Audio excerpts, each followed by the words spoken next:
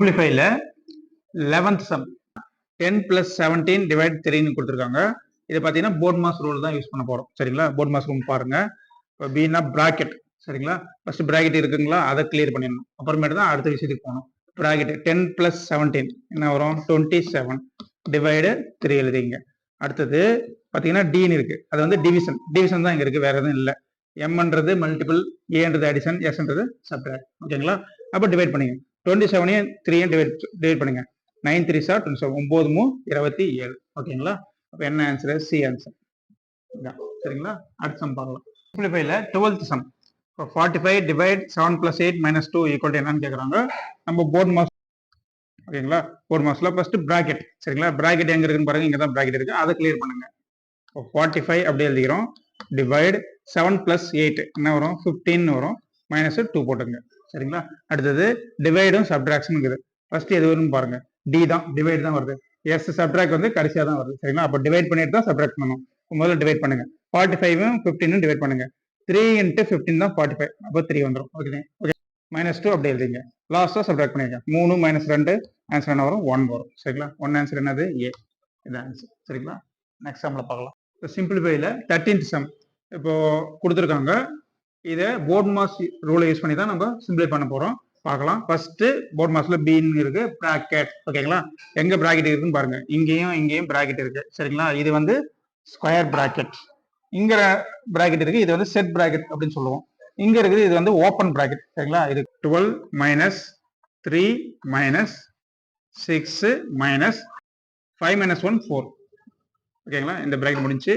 Set bracket போட்டுக்கலாம், close bracket பண்ணிக்கலாம். ஓகேங்களா? முடிஞ்சு. இப்போ நெக்ஸ்ட் இந்த பிராக்கெட்டை க்ளோஸ் பண்ணலாம். அப்புறம் இந்த ஸ்கொயர் பிராக்கெட் வரலாம்.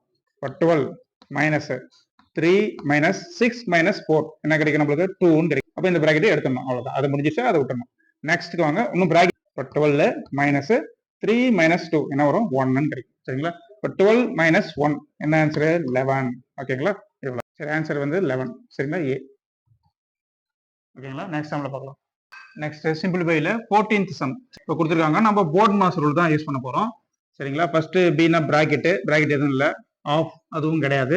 டி டிவைட் இருக்கான்னு பாருங்க. இந்த இடத்துல டிவைட் இருக்குது, அதை கம்ப்ளீட் பண்ணுங்க. இப்போ 24 + 2 × 8 டிவைட் 2 என்ன வரும்? 4 வரும். சரிங்களா? 4 2 சார் 8, 4 2 8 -1 டிவைட் முடிச்சிட்டோம். நெக்ஸ்ட் அடுத்து பார்த்தீங்கன்னா டிவைடுக்கு அடுத்து என்ன இருக்குது? மல்டிபிளிகேஷன் இருக்குது. மல்டிபிளிகேஷன் இருக்குங்களா? இருக்கு. சரிங்களா? அப்போ மல்டிபிள் பண்ணுங்க. அப்போ 24 + 2 × 4 8 2 8 -1 போட்டுங்க. ஓகேங்களா? அடுத்தது மல்டிபிள். அடுத்தது என்ன இருக்குது? அடிஷன் இருக்குங்களா? அடிஷன் இருக்கு.